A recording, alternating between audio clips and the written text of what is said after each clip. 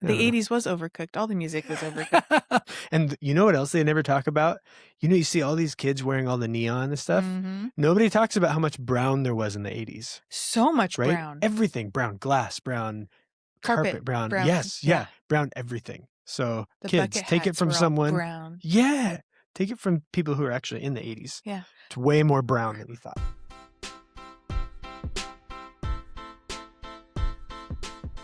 Hello, everybody. I'm Joel Van Mersbergen. And I'm Sarah Nelson. And we are two pastors who believe that following Jesus is more honest, more human, and more fun. More than it usually gets credit for. So let's talk about it like actual humans. Yeah, let's get real. Welcome. Today's going to be a lot of fun today. Today is going to be a lot of fun today. Yeah. Today, whatever day you're listening, today is a good day. And we are going to start a brand new series. Yes. Yeah. All based off of Rick Warren's Purpose-Driven Life. Purpose-Driven Life. Yeah. We're going through this as a church, and Joel and I thought that this would be a fabulous opportunity to take it beyond just what you'd hear in a 20, 30-minute sermon and discuss what does finding purpose look like in our daily life between noon on Sunday and Saturday night. Like, how do we live purposefully every day? How does this apply? Yeah. And so our talks here are meant to be kind of like supplemental. Is that the right word? Yeah. I was trying to think of the word earlier. That's like so academic ancillary, auxiliary, sidebar. I like supplemental. Supplemental. Expansory. Yeah. I don't know if that's a word. It is now. And if I could submit words to Webster's, then yeah. But the whole idea is we're going to riff off of, a couple of things that Kurt or whoever was preaching on at North County. But if you want, definitely go over to the NCCTK podcast and check out Kurt's sermon. And then we're going to be talking about a little bit from that. We'll also be using a lot of Rick Warren's content from his books and his devotional series that we will occasionally tag in our notes, all about just kind of what is this purpose thing all about and how do we chase it, find it, live it. I love that Kurt brought this up. Question for you. Have you read The Purpose-Driven Life? No. Question for you. Are you saved? Do you know Jesus? Is that too judgmental? I am going to tell you something that might not surprise you. So when big fads hit pockets of our culture that I am like, quote unquote, told I must participate in, I get really rebellious and stubborn and refuse. Are you a bit of a contrarian? I also never have made sourdough bread. Oh. I just, everyone's like, you'll love it. And I'm like, I won't, because I won't try it. And then I can't say that I don't like it or do like it. So, well, everybody, this is going to be the last week of Get Real because clearly I don't even know who Sarah is. Kidding. I'm similar. It took me like 3 or 4 years to watch The Chosen because everyone's like, it's amazing. And I'm like, if everyone thinks I should watch it, I obviously won't. Okay. Sidebar on this. I have the same sort of reaction, and I've started chalking it up to my ADHD, I guess. Right? Because I will even sabotage myself where I'm like, I need a schedule. So I'll make the schedule. And as soon as the schedule hits, I'm like, I don't want to do that schedule. Yes. Even though, so anything that people say, you should do this, I don't want to do that. Yeah, like, well, because you mentioned that, I don't want to now. Yeah. I've been told it's called oppositional defiance disorder. But it's not necessarily oppositional. It's more like a suggestory defiance disorder. Yeah, it's like an autonomy thing, right? It's thank you. I have changed my view after your words. I don't want to just do the things because everyone says I should. Ooh, see, and that's good, right?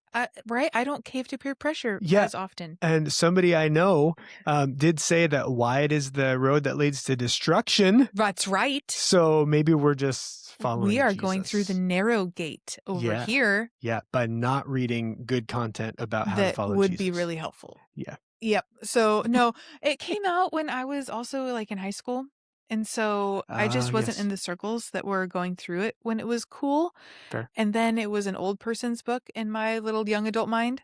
And I'm so sorry, Rick Warren, if you ever find this. I am now learning that you were right all along and I should have listened. Have you read this? I have, yeah. Okay. And when you say it felt old because you're in high school, it made me feel a little old. I'm a couple of years older than you, not a whole lot, but this was, it was actually a pretty instrumental book for me because I remember it was the year after I graduated. So it was the summer of 99 because I graduated in 1999. And I remember taking the book. No, right? Yeah. I lived through Y2K as an adult. Whoa. I Yeah. went to a middle school winter retreat for Y2K. Ouch. That hurts. I feel like we should make a counter every time Sarah makes a Joel's old. And I'd be like, what? When did we start doing that? So I do remember taking this book though to Bellingham Quick Lube.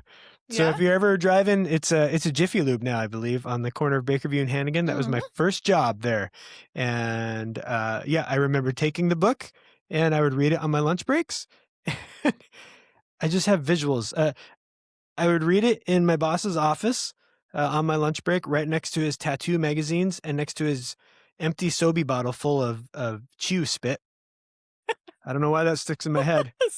But it was sheltered Joel going out into the world. That's amazing. But yeah, I would read it then, and I remember this. This is one of those instances where I don't remember specifically, like, oh, I remember this one lesson I learned, other than just the overarching, like, okay, there is something that I should be listening to God for in my own life. Oh, all right. Yeah, which is kind of the whole purpose, right? Yeah, absolutely. So I have read this, but now I will say that was 27 years ago. Whew. Put the counter up one more. Wow, this is my saddest episode ever. So what you're saying is that it wouldn't hurt to refresh. Yes. What is our purpose? Yeah, because I feel like, back to your contrarian thing, I've been in the church circle, doing some form of ministry even before that. I was always on the worship team, right? I didn't really have the heart of like a pastor per se. I wasn't super focused on that at the time, but I've seen lots of trends. Yeah. And so I feel like this book was super hot. Yep. Everybody was doing stuff. And then the next generation got really kind of sick and tired of it. And it kind of became a meme. Yep. Before there were memes. But now I love that Pastor Kurt wanted to bring this back and go over it because it is great content. There's some timeless truths in here. Some great things that if you submit yourself to it and chew on it for a bit, I think God can really work through it. So that's why we're going over it. Absolutely. And I think the reason it's so timeless and true is because it's actually camping on questions that everybody has, and Christian or not. Mm-hmm. These are universal questions of like, why am I alive? Why am I here? Mm. What is my purpose? Mm-hmm. Am I leaving an impact, making a difference? How do I do that? Yeah. How do I find self-fulfillment? Very vulnerable questions that a lot of times people don't feel comfortable bringing up. Well, and I think the reason is we have no idea how to talk about it as a society. You go to the office, you're making coffee, and Jim walks in. Hey, how was your weekend? Oh, great. Why am I here? Yeah, I was just wondering, have you figured out why you're here? And then all of a sudden, everyone is depressed and in HR's office going, I need a day off. I mean, it's a real deal. But like, these aren't new questions. Rick Warren didn't come up with them. Mm-hmm. Like, we have been, as a human race, pondering the purpose of existence forever. Yeah. And so I think that's really important. The Bible acknowledges that too. I really like an emo Old Testament moment. Like whenever David is like, what are you even doing in my life? Or Lamentations is like, everything's worthless. And I'm like, dude, I've had that day. True. Okay. Yeah. It's less funny then. Yeah. I mean, it's more real. Yeah. I have a dark sense of humor, so I find it funny. Is it inappropriate for me to suggest that you view David or Solomon saying that dressed like the 2000s emo band with the black hair? Yeah, over one eye, like yes, like everything's meaningless. It's not a phase, Mom. What are we even doing here? Yeah, and we'll add Jeremiah to their punk emo band. Yeah, because Jeremiah in chapter 20, says like, why did I even come out of the womb? To toil and sorrow and spend my days in shame. Ugh. All the Small things. Work sucks. I know. See, it's Old Testament, it's punk modern, it's fine. We've all wondered, like, what are we even doing here? True. Yes. Lost in the small things. Yeah. And yeah, it's a really good point. It's fun to riff and joke. But yeah, But- and you're right. We have all thought that. Like, okay, why am I here? Yeah. And so if you look like through the histories, because again, I'm a major nerd, like you'll see this question being asked by Socrates and Aristotle and all of the original philosophers. And then still today, people are still pondering the purpose of existence. And so one thing I think is really interesting when Rick Warren wrote this book and was getting ready, he sent out like 250-ish emails, letters, because this was old. So maybe this was before emails. Did they have emails? Back in the 19s. I sent out 250 messenger pigeons. Telegraphs. But he was asking the greatest philosophers? Yep. Philosophers and intellects, smart humans, great thinkers. Smarty guys. But asking them, hey, how would you define the purpose of life? And he says that most of them admitted they were all guessing. Interesting. And one actually wrote back, I don't know the meaning of life, but it does look like something we're meant by it. Ooh. Like, I think there is a meaning. I just haven't figured that out. Interesting. And so, like, I'd love to know who that was. Right? I think that there is this, we all understand there is a purpose. Like, we wouldn't be such creative, intelligent, relational things if there weren't a purpose behind the relational, intellect, creative. Correct. I totally agree. Yeah. And so, because we are so different than the rest of any living thing, there must be a reason for that. Yeah. And I think that's, yeah, I 100% agree. Yeah. If you look at other creatures and then the way that we are so different, yeah, that does speak to me that, okay, there's a reason here. Yeah. I'm meant for more than just hiding acorns in a tree until the winter, right? Right. Yeah. It's not just surviving. Yeah. So we like to get real here. Yep. So let's pause. And I want to know, I'll share mine, you share yours. Okay. Have you had a time where you struggled with, like, what is my significance or purpose? Why am I here? Nope. I Absolutely. love, if you're new, that is Joel's sarcasm and defense mechanism. Oh, no, you're right. We Joel's know. uncomfortable. Cue the humor. Yes, no, I for sure have. And it's usually, for me, it's happened a handful of times that I can think of. And I can think of numerous times when it happens is usually when the fun runs out for me. Oh, yeah. Or things like that. Or when a big project runs out. And I tend to fill my life with busyness and with projects and fun things, but that's not reality all the time, right? Well, and it's not fully sustainable. Yeah, exactly. Yeah. And so then my body is like, hey, stop. and then I have often wondered that, like, wait, is there, like, what is my purpose beyond, my life? Like when I die, what goes on? What's the purpose? Yeah, because it's easy when I'm in the middle of a recording project or preaching or something like that, right? We have things, but then, there were times when at my first job when I would be getting up, going to change oil, getting dirty and gross all day, and then going home and with the time I had, hang out too late with my friends, and then go back and do it again. And it's those sorts of things too that would cue those questions, like, okay, what? The monotony of life. Yeah, like, is this really all it's about? Is this really all I'm here for? Like, what am I supposed to be doing? Yeah. Yeah. I've been spending a lot of time with young adults in our community lately. It's been a joy, and they're all like, what do I do with life? And I remember that so starkly. Like, all of my friends when I was in high school, senior in high school, they all went off to college. And I did not, because I had no clue what I wanted to do with life. and I was poor. But like mostly I just didn't know what I wanted to do with life. Like, why go and spend thousands of dollars if I have no clue what my purpose is? And so I really struggled with that for quite a while, until a big project came along and distracted me called children.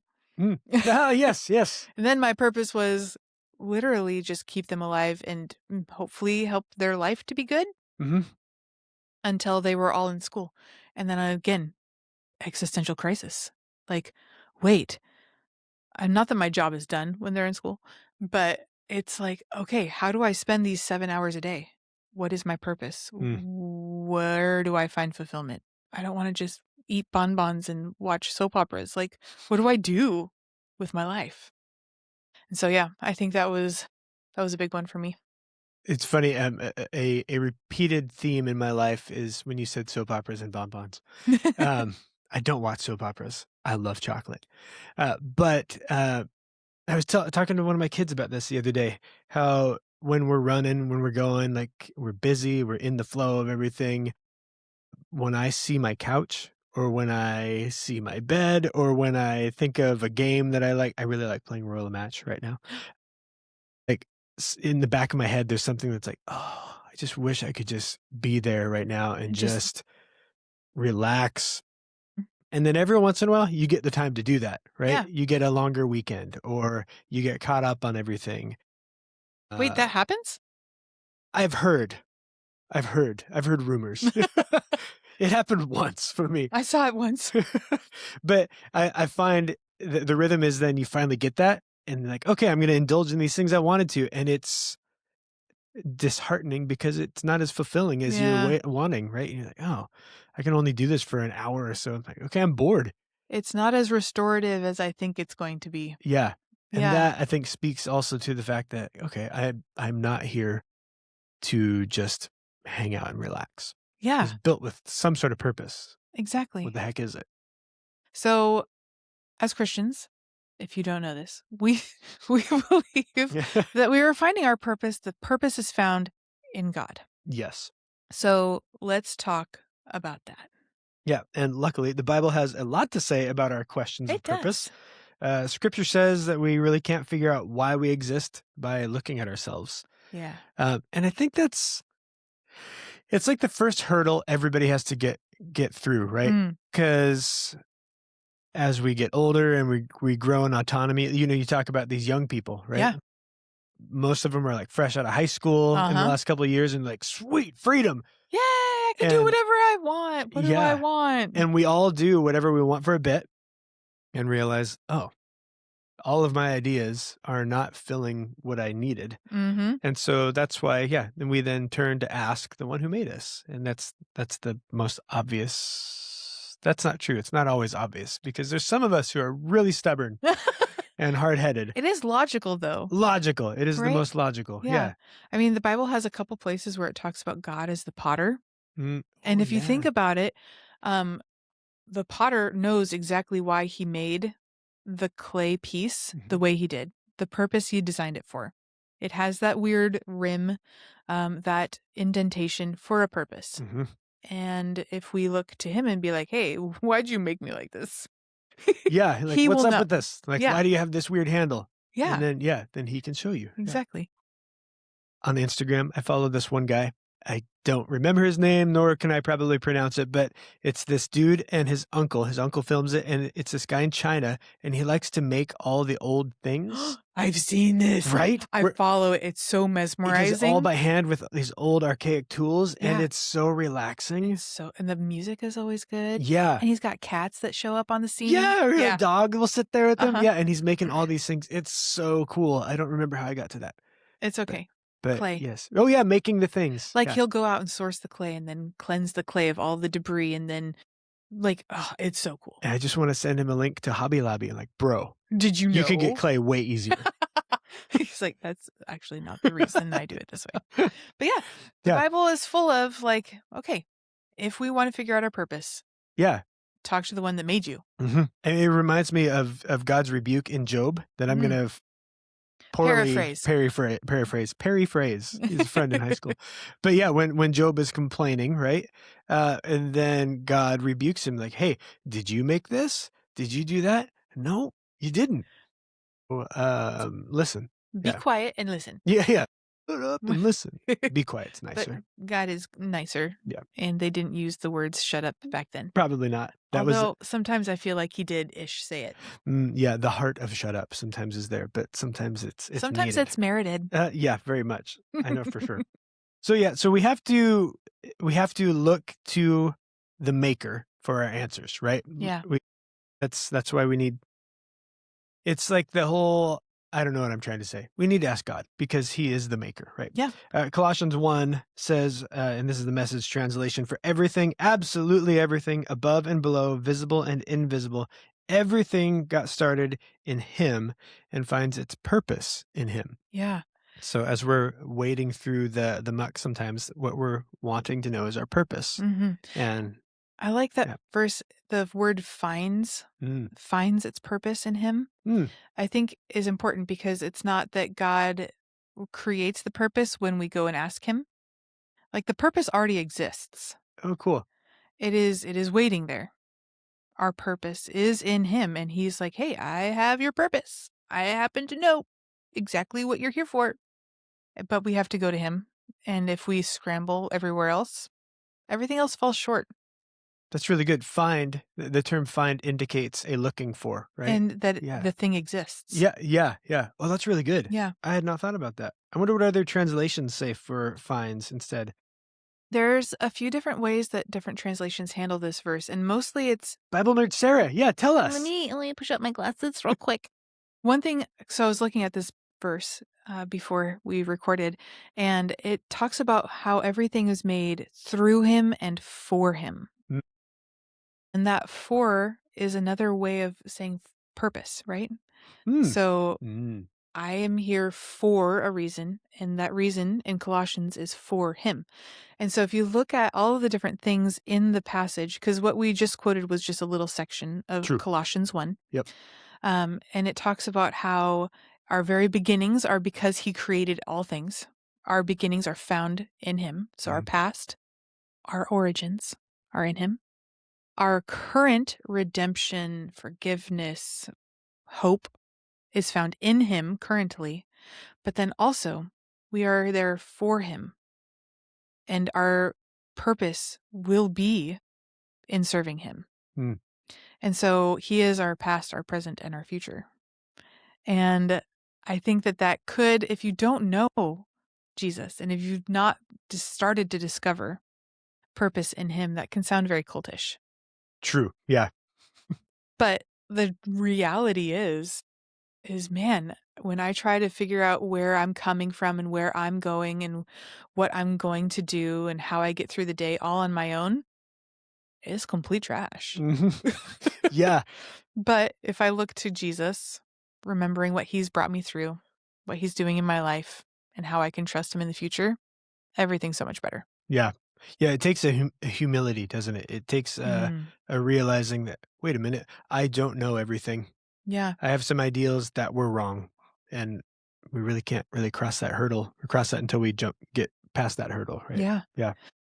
I think it's Acts 17. It's one of my favorite passages. It's my favorite passage in Acts for sure. But it's Paul, and he's talking to the people of Athens, and he actually quotes one of their poets. Oh, nice. In a sermon, and he's making his purpose or his point being like, hey, everything is about the God that I serve.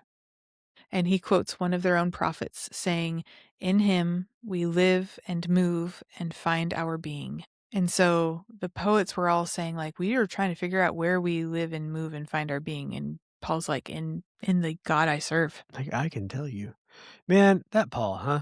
He's a good guy. What a communicator. Right? Just the ways and there is like the tomb, the one, not tomb, but the altar to the unknown God, right? Yeah, that's the same. Oh, is it? That's what this is? It's the same passage. Oh, cool. Hey, neat. Cool. Yeah. Yeah.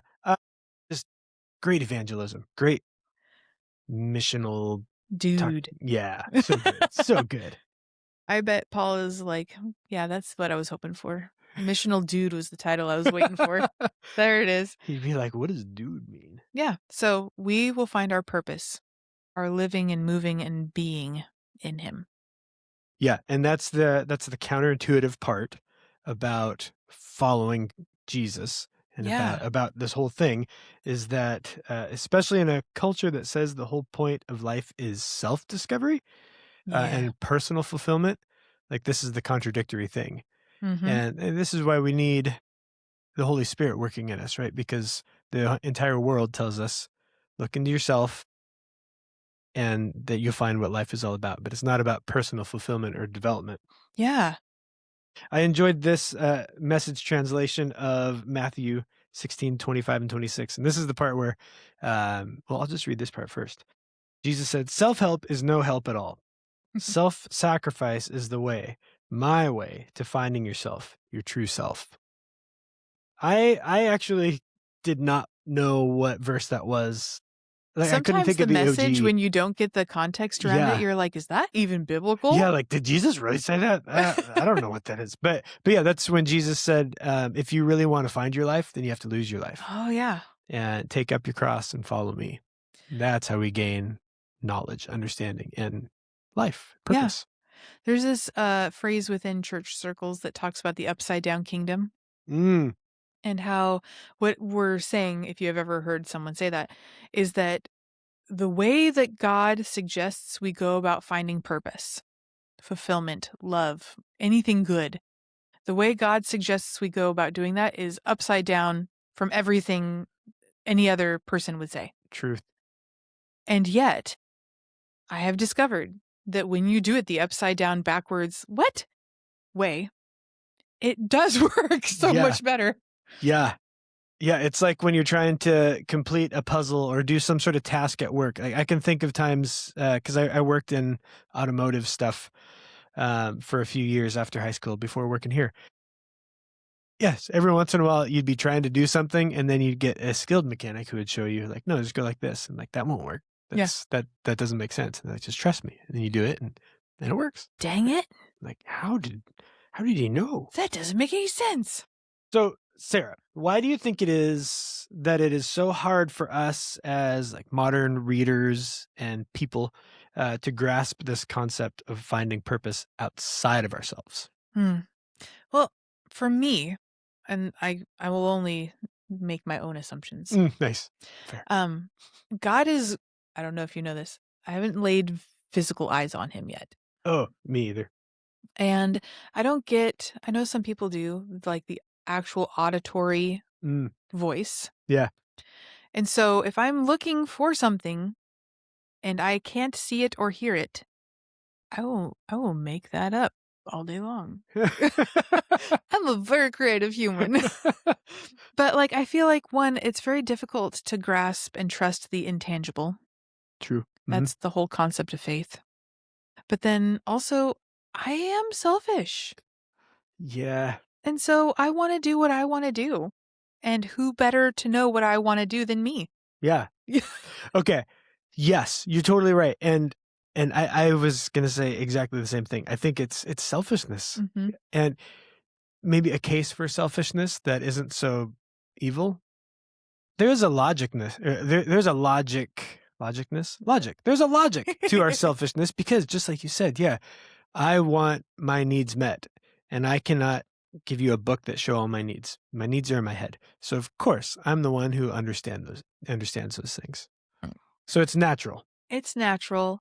I also think that like motivation satisfaction is difficult for me to assume of someone else. Whoa. Say that again.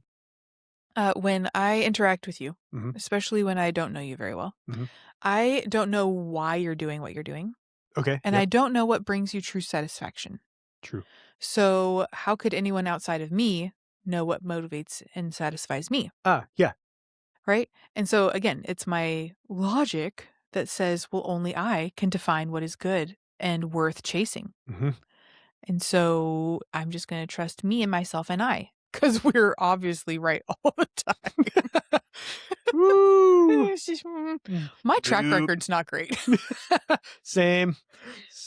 I've said many things that in my head made sense, Right? but then caused much strife for relationships and coworkers and things, right? Yeah. But also our culture is always like, hey, self-help books are a whole genre. Yeah. In the bookstore, there's a large section there. Mm-hmm.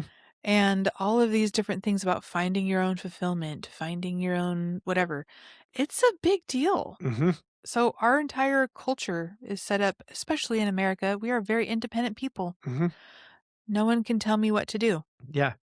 Yeah. And the message is follow your heart. But reality is follow your heart is the worst advice. I mean, Jeremiah also said it. The heart is fickle. Yeah. Above all things. And who can know it? Yep. And yeah. And it's when we come to that realization to realize that, okay, I think that I know a lot, but I actually don't. I do not know very much. And then even when it comes to the subject of ourselves, like we're talking here, like I think that I know everything that I want.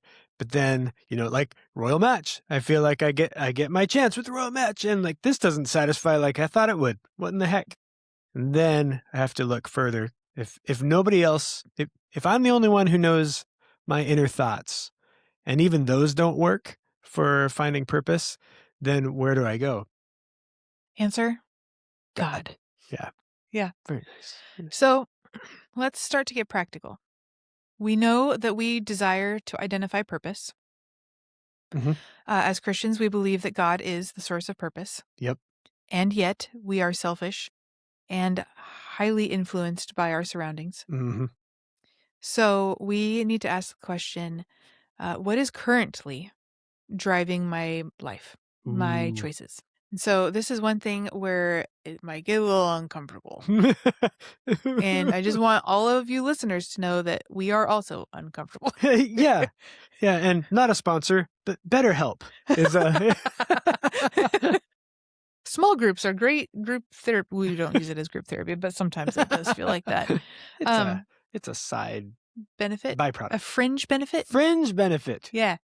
But there are quite a few common motivators or drivers for our actions. Yeah. And so Rick Warren has boiled them down in his book to 5. So here are the top 5 motivators that are most common to humans. 1, guilt. We are living in action-reaction from our past. Check. Resentment or fear. Letting someone else's wrongs influence our direction and choices. Mm-hmm. Like, I'll prove them wrong is one way of doing that. Oof. But also just like, oh yeah, you think I'm going to do it this way, me. Like they never would have seen this coming. Look how good I'm doing now. Yeah, I have no experience with that. Fear. So we're going to play it safe. We're going to not take risks. We're going to just maybe even never fully live or be known. Ooh. And I've been there. I am coming out of that. Yeah. Yeah. Materialism. And that's like not just like more things, but also like security. Like, ooh. Like I know, Ooh. right? That was an epiphany. That was unpleasant, brain blowing moment. Yeah. Drat. Epiphany. I'll go back to my first word. Yeah. I mean, sometimes it's the controlling like my comfort levels, right? Like bonbons or Amazon shopping or whatever else. Guitars. I know somebody. For some people. Some people. Not out there in the world or in this studio. You like guitar? No comment. But like there are all these material things that could motivate us and our choices. Yeah. And finally, the last one that I put last because it felt too personal to put first was the need of approval. Performing, making sure that people are pleased with me and my things I produce. I don't like this list because I am this list and I feel called out and this is dumb. Right? No, not really. Well, I feel like it's not dumb. I have had every single one of those at some point. Yeah. Not usually all at once. True, yeah. So I got that going for me. There's just that one time I walked into your office and you were huddled in the corner, rocking in the fetal position. Yeah. That was the one time. That was the fear. It's fine.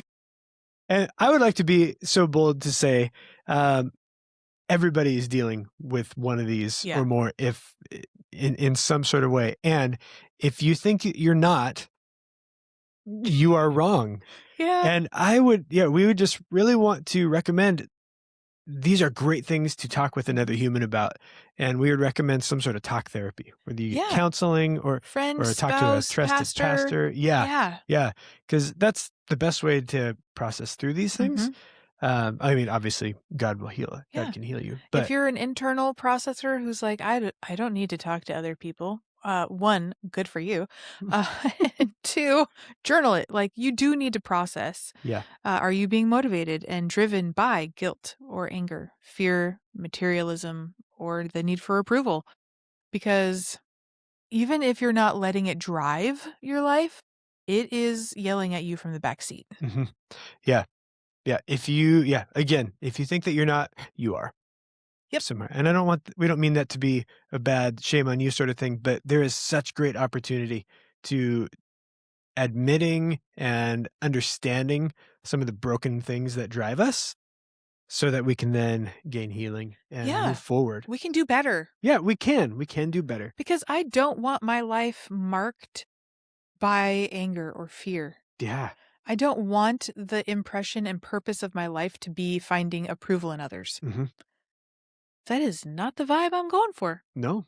And so, if we want our life to be marked by something bigger, better, more long-lasting, I feel like God's a really good person to give us a good eternal perspective. Yeah. Who better to go to than the one who actually knows the depths of us? The one who says that he knew us before we were formed. So he knows the innermost parts of us. Mm. Psalm 139? Is that what that is? I think so. Yeah, there's a section, and I've been trying to figure out where it is all day so far. I think it's Ephesians. Oh, yeah. That talks about how it is by grace we've been saved through faith, not of ourselves, but it's a gift of God.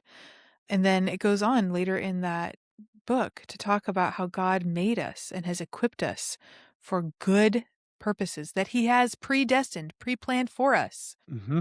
Like, that means that there is a purpose I have not yet achieved that he has planned for me, and he will equip me through his grace. Yeah.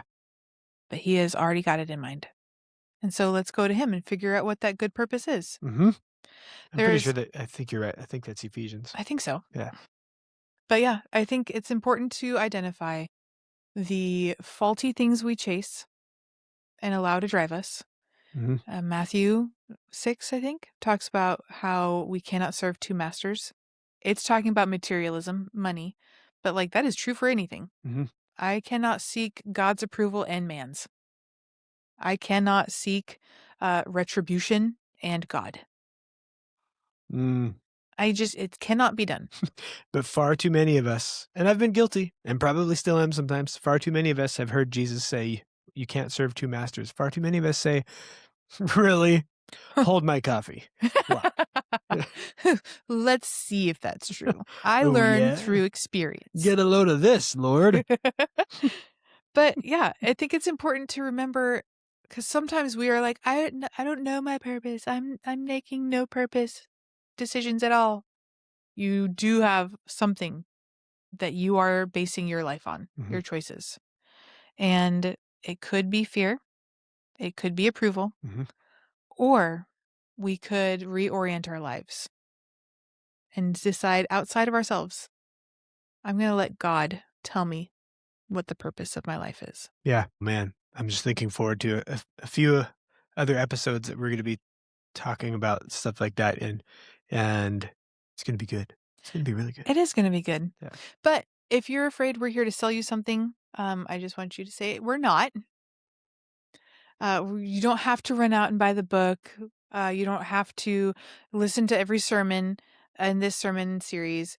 But like, if you do nothing else, consider, what am I allowing to drive my life right now? What are we doing? What is it that you do here? What are you even doing? I've got people skills. Are those even skills? I have seen people without them. Oh, yeah. Can confirm they are skills. Oh, man. Yeah. And we'd like more people to have those skills. But stop asking the question, what do I want to be? What do I want to do? And ask, what does God want me to do? So, if you're interested in finding your purpose and feeling more confident as you move through life, we encourage you to join Joel and I as we try to give up our own self-definitions of purpose. Yeah.